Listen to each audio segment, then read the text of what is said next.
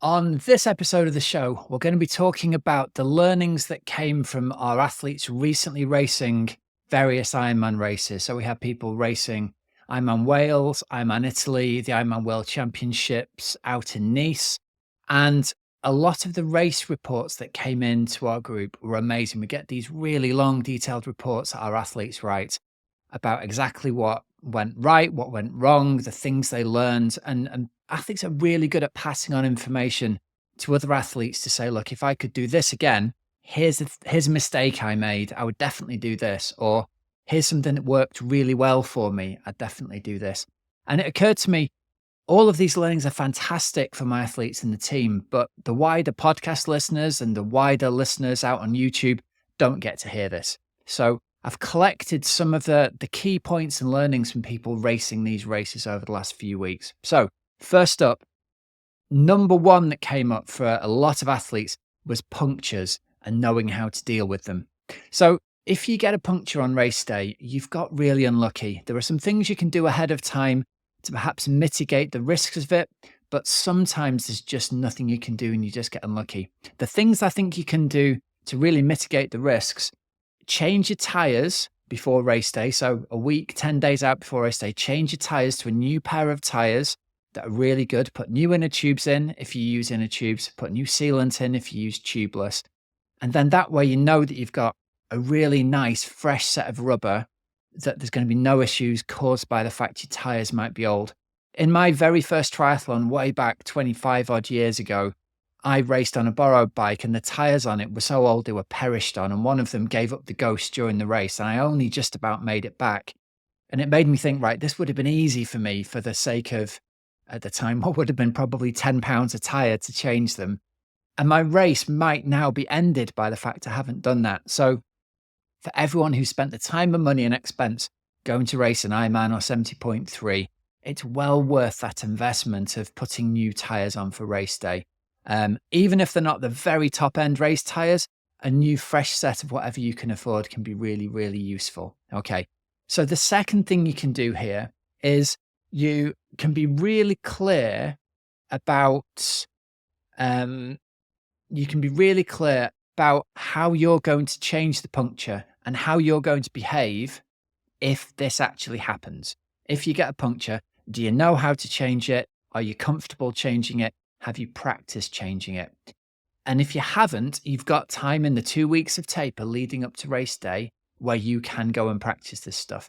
You can go and sit down in front of the TV. You can practice taking the tire off, putting it back on again. So we had a couple of issues actually over the last few weeks. One athlete had the dream scenario where the puncture happened. They were well drilled. The tire came off. They changed it. They put the tube in and away they went. And it was a 5-minute job. Another athlete had a real nightmare, and it wasn't anything the athlete had done wrong, as it turned out. It was just one of those really difficult, unlucky days where the tire just wouldn't come off. People who were racing tried to help them. People who were watching tried to help. And in the end, a mechanic came along and actually was a person who was managed to get it done. So sometimes you're going to get really unlucky, but practicing and knowing what you're doing ahead of time means you can mitigate that risk. The thing our athlete did really well, who had this challenge, was stayed completely calm. Now, to put it in context, the athlete lost over an hour at the roadside. By the time they set off, they were in last place overall in the race. By the time they set back off, they had the motorbike chasing along them as the absolute last person on the road. But the athlete stayed totally calm. Eventually, it got sorted. It was the neutral service vehicle came along and helped out. And the athlete rode on their own for an hour before they even caught any other athletes and ended up really chasing the cutoffs all day. But I credit this athlete with the mental composure for staying really calm during this, because it's easy to get upset, think your race is over, to give up, to get really angry, to get really upset. They stayed really calm, got back in the race, and managed to finish, beat all the cutoffs and finish the race overall in the first Ironman, which is massively impressive given over an hour just standing at the roadside trying to fix this. So the athlete in question knows who they are. Well done to you. Now that leads me on to point number 2. Know the cutoffs on the course.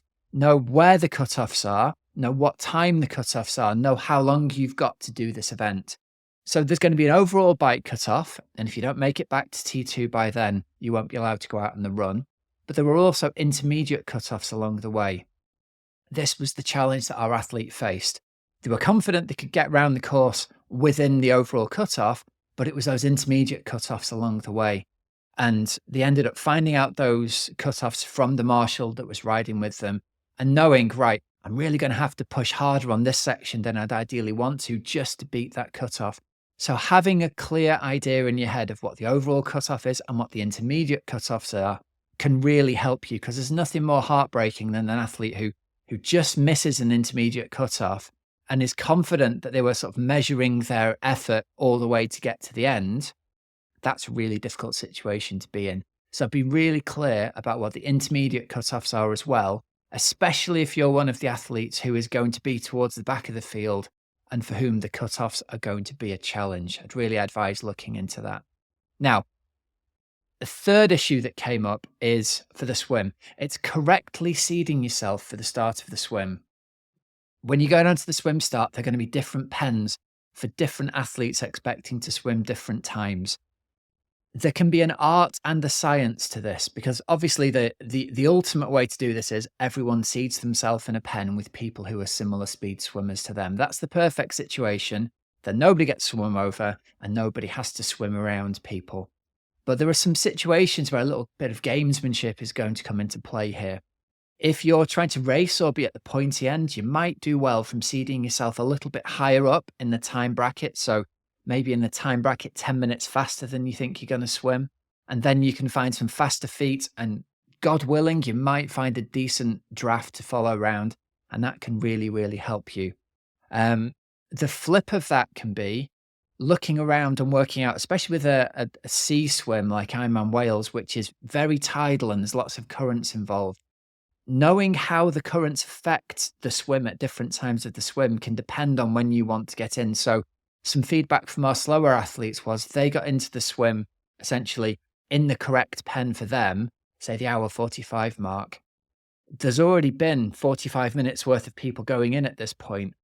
And as time rolls by, the currents get stronger. And it's almost like the people for this year, the people who got into the water later were disproportionately affected by the fact that the tide and the currents start moving faster the longer that goes on.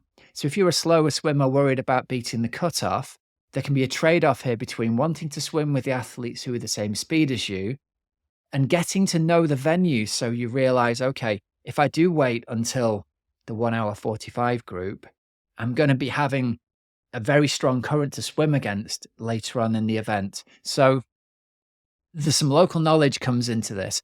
I'd advise you to find some athletes who know the swim venue really well, or talk to locals and work out what the tides are likely to be doing at your venue, if it is a venue that's very much affected by the tides and currents. And then you can give yourself a little bit of a head start on and make your life a little bit easier, because the last thing you want if you're a slower swimmer is kind of being doubly punished by having to swim into much stronger currents than you would ideally want to. Now, another challenge that came up, number 4, is knowing your fueling numbers and sticking to them. So with our athletes, we go through a very rigorous preparation process of not only knowing power, speed, pace numbers before we go into events, so there's no guesswork about the sort of times athletes are going to do. We're rigorous about getting them to do their fueling numbers as well. So knowing the grams of carbs per hour, knowing the amount of electrolytes per hour, and knowing the amount of fluid per hour that they're going to need in. So having a really clear idea about those is super important. It's going to vary for everybody. It's trainable to a certain extent. So if you're one of the athletes who's going to need higher amounts of carbohydrate, you're probably going to have to train to be able to increase that amount of carbohydrate you can safely absorb without getting tummy problems. So know your fueling numbers and stick to them on race day. Now, we've seen some issues with some athletes who have either eaten or drank a lot less than they plan to, or a lot more than they plan to. And those issues typically show up as the low blood sugar, the bonk feeling as it's described, the low blood sugar feeling of just not having energy. Or at the opposite end, if people have had a lot more than they've been used to, they can feel very full, uncomfortable, bloated, and at the extremes can have to go and use the portaloo to either be sick or to need to go to the toilet repeatedly. So having a good idea of what your number is per hour and then having a bit of flexibility either side of it is good. But if you're an athlete who's trained at 60 grams of carbs an hour, it is not a good idea to try 120 grams of carbs an hour on race day for the first time if you've never done this before. So know your numbers and stick to not necessarily the absolute number, but stick within that safe range that you've tried and tested before. If you're new to all of this and you're racing Ironman particularly next year, my advice here is contact Precision Fuel and Hydration. There's links in the show notes. They'll do a free video call with one of their experts for you and help you understand all of this. Absolutely fantastic company. Now, the next challenge that came up, number 5, is managing challenges and niggles on race day. So things are going to come up. We've already mentioned punctures as one of them. There are going to be challenges that come up on race day. And my advice to athletes is always make a plan for the things that might happen and don't worry about the things you can't control if they do happen. But if you can do some control over these, make a plan that you've got something ready to go to help you out. So for example, an athlete who'd been having ankle problems, some runs were okay, some weren't, had some extra ankle strapping in the special needs bag. And as it turned out, the athlete needed that. They stopped at the special needs bag, took the shoe and sock off, strapped the ankle up. It wasn't an ideal situation. And again, I wouldn't advise training on an injury, but in race day, if that happens, the strapping is the thing that helped this athlete complete the back half of the marathon. So it's brilliant they had it there and could take care of it themselves. Much, much better than thinking, I wish I had some strapping, or I'm going to try and find a first aider who might have some strapping and can help me out. So things like that you can use your special needs bag for, to have things in for a contingency, can be a race saver. I'm always advising athletes to have at least one spare tube and one spare CO2 in the special needs bag. Have some spare nutrition in there in case you drop it. Have a spare bottle in there in case you need it. Have a warm top in case you need it, in case it rains in the middle of the marathon and you're going a lot slower than you thought. Things like this that you can put in there that are essentially disposable but could save your race. It's even not a bad idea in some instances to have a couple of paracetamol in the bag, just for those emergencies where you might need them. Again, we wouldn't advise that in training all the time, but it can be something that can be an absolute lifesaver on race day if you need it. So plan to make use of the special needs bag, not just for what you plan it for, but for the eventualities that might happen that you can take care of if they do happen. Now, next challenge that came up, and this is really common. I heard this feedback from Ironman World Championships in Nice and Wales and Italy, and probably every race report I've read this year. It's the challenge of staying off your feet the day before the race. In the day and age of people wearing smartwatches, you can have a look at the end of the day. Athletes are saying, I hadn't realized it. I did over 22,000 steps the day before the race. I was on my feet all day. I spent a lot longer than I meant to at the expo. I was going backwards and forwards between the transition and the hotel. With a bit of planning, you should be able to stay off your feet almost the entire day, the day before. And I'm going to make sure you're really well rested. At the very least, you want it to be an average day on your feet. You don't want to be seeing 20,000 plus steps when you usually maybe average 10,000. So plan that. Know that there's going to be the excitement of the expo. Go the day before and plan to rest up. Be in your hotel, lying on the bed. Do as much resting and recovering as you can do that day, and don't waste that energy on things that aren't directly related to your race performance on race day. Now, another tip from the swim. A couple of athletes have said this. They've written in the race report, I found that although I train breathing bilaterally in the swim, on race day, I had to go to just breathing on my strong side. I was either really out of breath or I just didn't feel confident on my off side, my weak side. So my message here to athletes is that's totally fine. It's absolutely fine to race and just breathe to one side. A lot of the very best triathlon swimmers will do that. Will push the idea of learning to breathe bilaterally in training, mainly because it's a really efficient way of evening out your stroke. But come race day, you should be prepared to swim in the way that is most efficient for you. And if that means just breathing on one side, that's fantastic. If you have managed to learn to breathe bilaterally, it gives you the option to breathe on your weak side if you need to. If the sun's rising on one side or the chop's coming from one direction, it gives you that in your armory. but don't feel that you have to do the swim breathing bilaterally on race day. Just do what you need to do in terms of breathing. Now, a really big one that came out of both Nice and Ironman Wales is consider your gearing for hilly courses really carefully and make the adjustments well before race day. So the mechanicals on bikes have made massive leaps and bounds in the last couple of years. Standard road and TT bikes can now run a 1-to-1 gear ratio. And by that, I mean you can have a 34 on the front and a 34 on the back, or in some cases, a 36 and a 36 on the back. That 1-to-1 ratio is an absolute lifesaver if there are really long or really steep hills or both at the race you're going to. The last thing you want to do is be forced out of the saddle to grind up a really steep hill, because every time you have to push with tremendous muscular force, you're burning matches that you ideally would like to use later in the ride or for the marathon. So if your bike doesn't come equipped at the moment with a 34-34, that 1-to-1 ratio, look at what it would cost for you to change that on your bike. In most cases, you can just change the chain rings on the front. You can change the cassette on the back. You might have to change the whole derailleur to make the cage long enough. But a lot of the more modern ones are set up to have that 1-to-1 ratio already and take a 36 cassette, and sometimes even bigger, on the back of the bike. If that's the case for you, it's well worth spending that extra money. A new chain, a new cassette, and a new mech might cost you, I don't know, between £50 and £200, depending on the level of your group set. But it can be an absolute lifesaver, both for training and for racing.